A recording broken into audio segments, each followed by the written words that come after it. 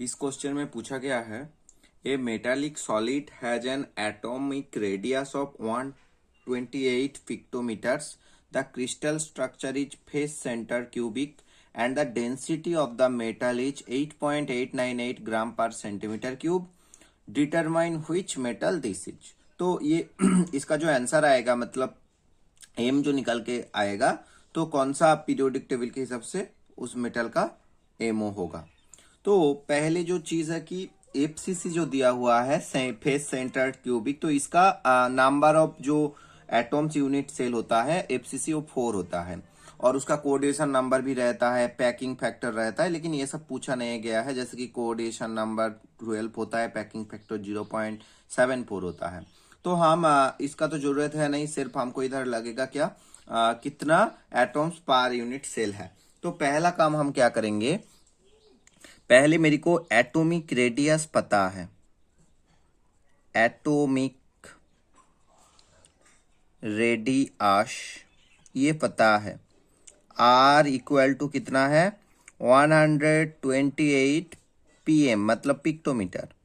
तो इसको अगर मैं मीटर में सेंटीमीटर में कन्वर्ट करूंगा तो 1.28 इंटू 10⁻⁻8 सेंटीमीटर हो जाएंगे।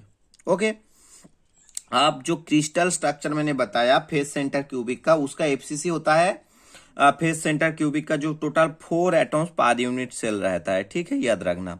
और डेंसिटी जो है, डेंसिटी को हम डिनोट करते हैं रो से। डेंसिटी कितना है 8.898 ग्राम सेंटीमीटर पर क्यूब। क्लियर। अब एफसीसी का जो एफसीसी जो है यहां पर दिया हुआ है, तो एफसीसी का कितना एटॉम्स पर यूनिट सेल है 4 एटॉम्स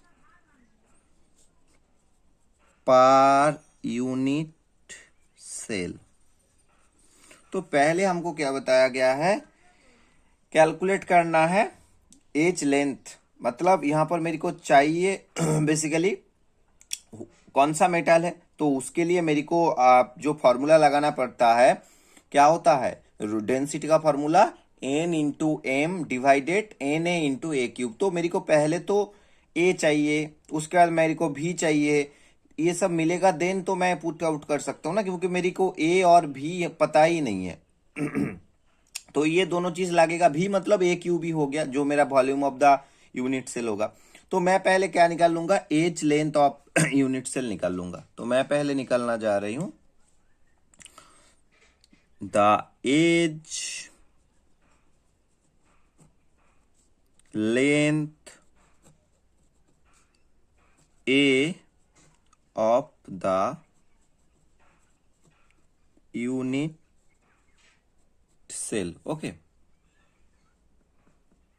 तो इसके लिए फॉर्मूला क्या होता है, a equal to 2√2 multiply R. Okay, तो यहां से आर का वैल्यू पुट कर दो, 2√2 मल्टीप्लाई 1.28 मल्टीप्लाई 10⁻⁻8 सेंटीमीटर। ओके, तो इसको अगर हम कैलकुलेट करेंगे तो ये मेरा निकल के आ जाता है a equal to 3.619 multiply 10⁻⁻8 centimetre cube. Okay, अब हमको निकालना है कि वॉल्यूम यूनिट सेल।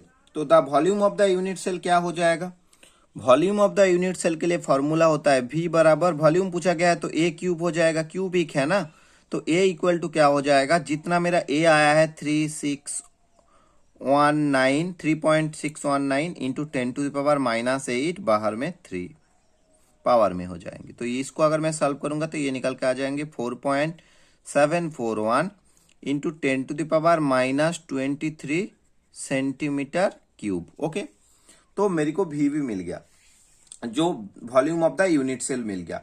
अब मेरे को डेंसिटी फॉर्मूला में लगा के डायरेक्टली मैं क्या कर सकता हूं, यहां पर एम निकाल सकता हूं। एम आ जाएंगे तो मेरे को पता चल जाएगा किसका मोलर मास है, पीरियोडिक टेबल का कौन सा मोलर मास होगा किसका। तो पहले चीज क्या करेंगे, हम डेंसिटी फॉर्मूला यहां पर अप्लाई करेंगे।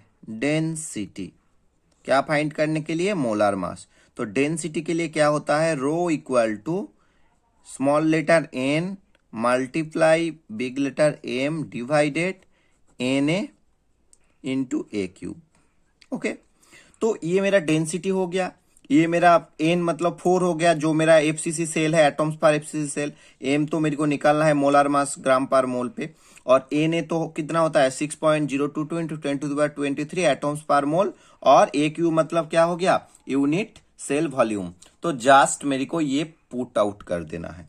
तो मेरे पास देखो, मेरे को डेंसिटी चाहिए था, लेकिन मेरे को यहाँ पर पूछा गया है एम, तो एम को मैं सामने ले आऊंगा। तो एम बराबर क्या हो जाएगा? डेंसिटी रो इंटू ए क्यूब, ए ऊपर में चला जाएगा एन ए, और नीचे में एन आ जाएगा। ओके, अब देखो इसको कैलकुलेट करते हैं। तो एम बराबर कितना हो जाएंगे? मेरे पास जो यहाँ पर डेंसिटी है 8.898 मल्टीप्लाई, उसके बाद ए क्यूब कितना है? 4.741 इंटू 10⁻³ इंटू उसके बाद जो एवोगाड्रो दिया हुआ है 6.022 इंटू 10⁻23, मतलब जो मेरा एन हो गया। तो इसके नीचे डिवाइडेड लगा दो, और एफसीसी पर यूनिट सेल 4 है। तो एम बराबर कितना आ जाएगा? इसको अगर मैं कैलकुलेट करूंगा तो 8.898 और 474, और ये तो पावर चला गया, पॉजिटिव नेगेटिव है, 6.022 रह जाएगा, और नीचे में 4 रह जाएगा। तो एम बराबर क्या आ जाएंगे? एम बराबर आ जाएंगे, इसको अगर हम कैलकुलेट करेंगे तो ये मेरा कुछ लगभग 254.22 आ रहा है। डिवाइडेड बाई 4 कर दो तो ये 63.56 ग्राम पर मोल आ जाएगा अप्रोक्स। ठीक है, तो इसका मतलब अगर हम पीरियोडिक टेबल पे देखेंगे, जो एलिमेंट, कौन एलिमेंट का मोलर मास 63.5 होता है, तो कॉपर का होता है। तो इसका मतलब हमारा आंसर क्या हो जाएगा? कॉपर हो जाएगा। कॉपर,